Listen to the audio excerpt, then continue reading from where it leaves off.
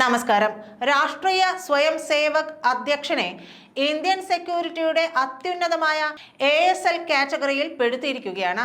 ഇതുവരെ അമിത്ഷായ്ക്ക് മാത്രം ലഭിച്ചിരുന്ന ഈ പ്രൊട്ടക്ഷൻ ഇനി മുതൽ മോഹൻ ഭാഗവതിനും ലഭിച്ചു തുടങ്ങുമെന്നർത്ഥം.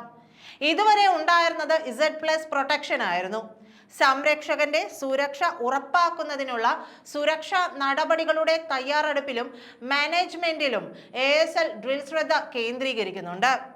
സംരക്ഷകന്റെ വരവിന് മുന്നോടിയായി സുരക്ഷാ ക്രമീകരണങ്ങൾ വിലയിരുത്താൻ ഒരു പ്രത്യേക സംഘം സ്ഥലം സന്ദർശിക്കുന്നു. ടീം പോരായ്മകൾ തിരിച്ചറിയുകയും ഭീഷണി വിശകലനം ചെയ്യുകയും ലോക്കൽ പോലീസുമായുള്ള ആസൂത്രണവും ഏകോപനവും വിലയിരുത്തുകയും ചെയ്യുന്നുണ്ട്. America, Russia, China, Korea, Israel മുതലായ രാഷ്ട്ര തലവന്മാർക്ക് മാത്രം നൽകി പോന്നിട്ടുള്ള ഈ സുരക്ഷ നൽകുന്നതിൽ മോഹൻ ഭാഗവതിന് മുൻപെങ്ങുമില്ലാത്ത വിധം സുരക്ഷാ ഭീഷണി ഈ തിരഞ്ഞെടുപ്പിന് ശേഷം ഉണ്ടായിട്ടുണ്ട് എന്ന് വേണം കരുതാൻ.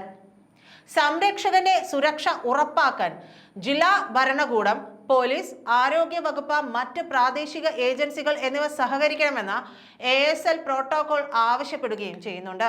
പ്രത്യേകം രൂപകൽപ്പന ചെയ്ത വിമാനങ്ങൾ, സമഗ്രമായ ആന്റി സബോട്ടേജ് പരിശോധനകൾ, മൾട്ടി ലെയേർഡ് സെക്യൂരിറ്റി റിങ്ങുകൾ എന്നിവയിലൂടെ മാത്രമേ സംരക്ഷകന്റെ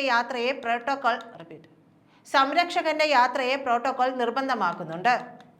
ജയലളിതയെ പോലെ, ജെയ്റ്റ്ലിയെ പോലെ, സുഷമ പോലെ, മുണ്ടയെ പോലെ, പരീഖർ പോലെ അനവധി നേതാക്കൾ സുരക്ഷാ പഴുതുകളാൽ ആരോഗ്യപരമായും അല്ലാതെയും മരണപ്പെട്ട സാഹചര്യത്തിൽ ഇപ്പോൾ നല്ല നേതാക്കൾക്ക് സുരക്ഷ നൽകുന്നതിൽ തെറ്റു പറയാനും കഴിയില്ല. നിതിൻ ഗഡ്കരിയെ പോലുള്ള ഒരു നേതാവിനെ ഇറാന്റെ പുതിയ പ്രസിഡന്റിനെ സ്ഥാനാരോഹണ ചടങ്ങിലേക്ക് മുഖ്യാതിഥിയായി ഇന്ത്യൻ സർക്കാർ പറഞ്ഞയച്ചപ്പോൾ അവിടെ അന്നത്തെ ദിവസം തന്നെ ഹമാസ് നേതാവിനെ ഇസ്രയേൽ ചാരസംഘടന വധിക്കുമെന്ന് നമ്മുടെ ഇന്റലിജൻസ് അറിഞ്ഞു കാണില്ലേ? അടുത്ത വർഷത്തോടെ ഇന്ത്യൻ പ്രധാനമന്ത്രിക്കും RSS നേതാവ് മോഹൻ ഭാഗവതിനും 75 വയസ്സ് പൂർത്തിയാവുകയാണ്. സെപ്റ്റംബർ 11 മോഹൻ ഭാഗവതും സെപ്റ്റംബർ 17 നരേന്ദ്രമോദിയും 75 വയസ്സ് തികയുമ്പോൾ RSS നിയമസംഹിതയനുസരിച്ച് വിരമിക്കേണ്ട പ്രായത്തിലേക്ക് എത്തുകയാണ്. മോഹൻ ഭാഗവത് വിരമിക്കാൻ തയ്യാറാണെങ്കിലും നരേന്ദ്രമോദി വിരമിക്കാൻ തയ്യാറല്ല എന്നതാണ് BJP നേതൃത്വത്തെ അറിയിച്ചിരിക്കുന്നത്. അതിനാൽ JP നദ്ദയെ പാർട്ടിയുടെ പ്രസിഡന്റ് സ്ഥാനത്ത് നിന്ന് മാറ്റി നിർത്തി അമിത്ഷായെ പാർട്ടിയുടെ പ്രസിഡന്റ് ആക്കുവാൻ അണിയറയിൽ ചർച്ചകൾ സജീവമായി നടക്കുകയും ചെയ്യുന്നുണ്ട്. അപ്പോൾ RSSനെ പ്രീണിപ്പിക്കുവാൻ നിതിൻ ഗഡ്കരിയെ ആഭ്യന്തരമന്ത്രിയാക്കി ഒരു ഒത്തുതീർപ്പിനുള്ള സാധ്യതയും ഇല്ലാതെയില്ല. ഗഡ്കരിയുടെ മന്ത്രിസ്ഥാനം JP നദ്ദയ്ക്കും വിട്ടു നൽകി എല്ലാവരെയും പ്രീണിപ്പിക്കുവാനുള്ള തന്ത്രങ്ങൾ രൂപപ്പെട്ടേക്കാം. പക്ഷേ ഇതിനിടയ്ക്ക് ഹരിയാനയിലെയും മഹാരാഷ്ട്രയിലെയും ചില MPമാർ BJPയോട് വിട പറയുവാനുള്ള ഒരുക്കങ്ങളുമൊക്കെ നടക്കുന്നുണ്ട് എന്നാണ് വിവരം. രാജസ്ഥാനിൽ വസുന്ധര രാജ സിന്ധ്യയ്ക്ക് പിന്തുണ നൽകിക്കൊണ്ട് ഒരു കൂട്ടം MLAമാരെ അടർത്തിയെടുക്കാനുള്ള ഒരു കളിയും സച്ചിൻ പൈലറ്റ് നടത്തിക്കൊണ്ടിരിക്കുന്നു.